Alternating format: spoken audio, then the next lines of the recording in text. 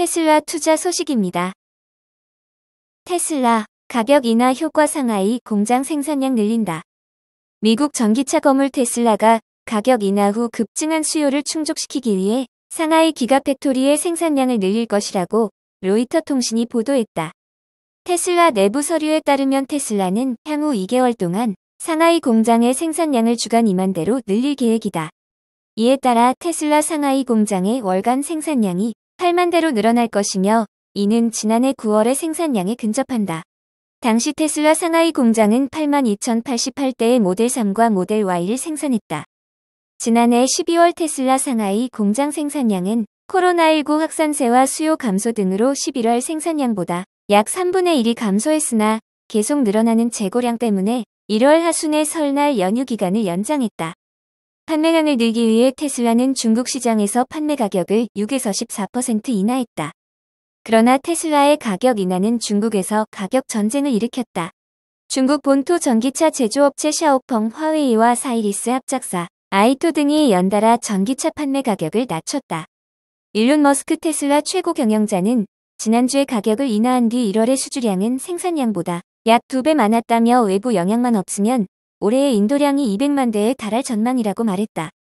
지난달 1일부터 29일까지 중국 시장에서 테슬라의 일간 평균 판매량은 전년 동기 대비 36% 늘어난 25,686대에 달한 것으로 집계됐다. 초상국제은행은 테슬라가 1월 1에서 29일에 평균 일간 판매량 성장률이 경쟁사인 비아디보다 높았다고 밝혔다.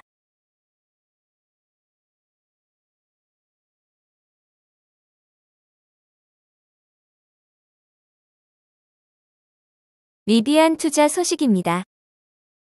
미 전기차 가격 전쟁 속 리비안 직원 6% 해고, 페덱스도 감원.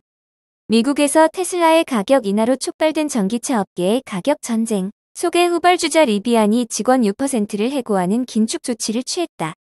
로이터 블룸버그 통신에 따르면 RJ 스케린지 리비안 최고 경영자는 이날 직원들에게 보낸 이메일을 통해 자동차 생산 증대와 수익성 강화에 자원을 집중하고 있다면서 이러한 방침을 밝혔다. 리비안의 감원은 경기 침체 우려가 커지던 지난해 7월 비용 절감을 이유로 전체 인력의 6%를 해고한 데 이어 최근 1년 새 두 번째다. 이로 인해 전체 직원 1만 4천 명 가운데 840명가량이 일자리를 잃지만 생산직 일자리는 줄어들지 않을 전망이다. 2021년 11월 임기리에 상장했던 리비안 주가는 고점에서 90% 가까이 떨어진 상태다. 경기 둔화와 보유 현금 소진으로 어려움을 겪는 가운데 전기차 가격 전쟁까지 촉발되자 이에 대비하기 위해 추가 감원에 나섰다고 로이터는 설명했다. 최근 테슬라에 이어 포드도 전기차 가격을 내리면서 리비안, 루시드 등 후발주자들의 고전이 예상되는 상황으로 영국 전기차 스타트업 어라이벌도 이번 주 직원 절반을 줄이겠다고 발표했다. 테슬라는 지난해 직원 10%가량을 감원한 데 이어 올해 1분기 추가 정리해고를 실시할 것으로 알려져 있으며 리비안은 현재 차량을 만들 때마다 손해를 보고 있는 것으로 알려졌다. 크프라 리서치의 게린 넬슨 애널리스트는 돈을 쥐어짜내고 있으며 훨씬 빨리 성장하고 싶어 한다면서도 하지만 전기차 생산 증대 문제와 계속 씨름하면서 생산 단가를 의미 있는 수준으로 낮추지 못하고 있다고 감원 배경을 해석했다. 전기차 업체들뿐만 아니라 빅테크 위주로 진행됐던 미국 내 해고가 다른 업종으로도 계속 확산하는 분위기다. 글로벌 물류업체 페덱스는 경기 둔화에 대응한 비용 절감 차원에서 임원 등 고위직 일자리를 10% 넘게 줄이고 부서 합병 등 조직 개편도 계획하고 있다고 밝혔다.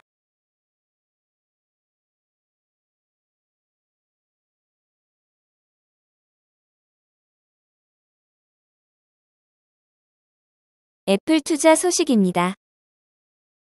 아이폰, 맥 모두 안 팔렸다.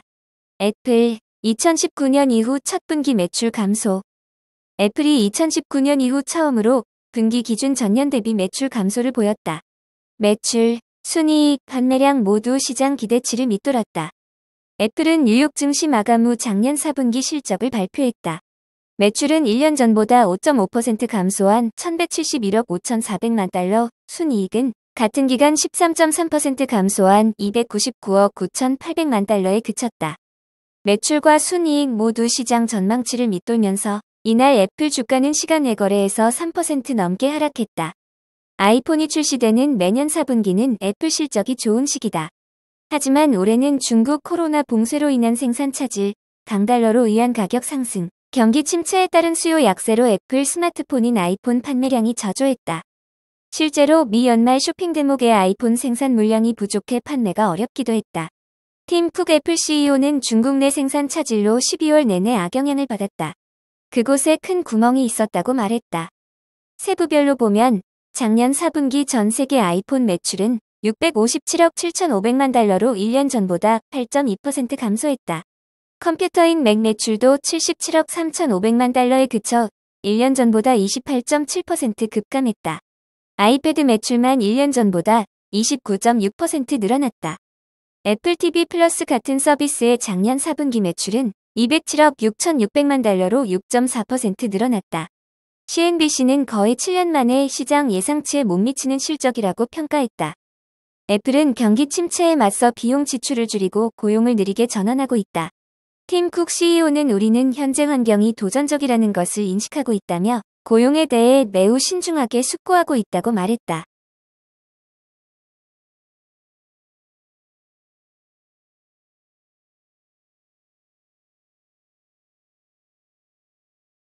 TSMC 투자 소식입니다. TSMC 인력 확보 위해 평균 연봉의 3배 제시. 위 13조 들여 인재 양성. 대만 TSMC는 작년 9월 석박사급 인재 유치를 위해 대만 반도체 산업 평균의 3배가 넘는 연봉 200만 대만 달러를 제시했다. 지난해 대만 반도체 제조업체의 월 평균 임금이 54,729대만 달러 수준인 것을 감안하면 파격적인 금액이다.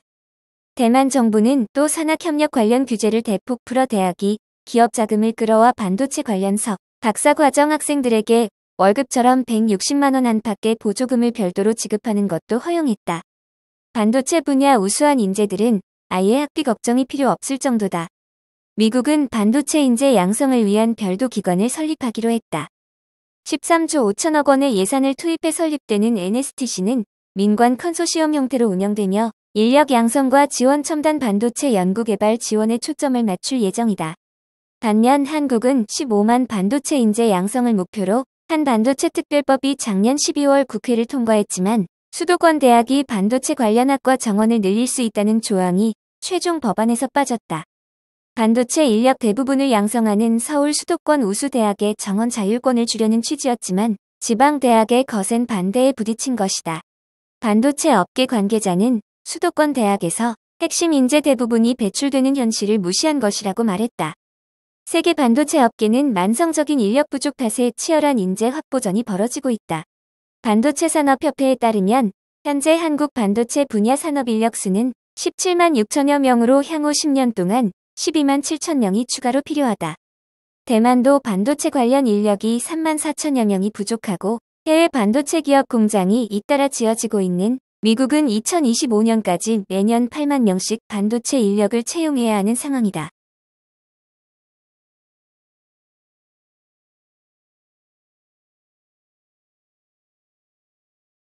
보잉 투자 소식입니다. 마지막 보잉 747 항로, 평소와 달랐다. 하늘에 새긴 작별 인사. 최근 반세기 만에 생산이 중단된 미국 보잉사의 747 항공기가 하늘에 왕관 모양 궤적을 그리며 작별 인사를 전했다.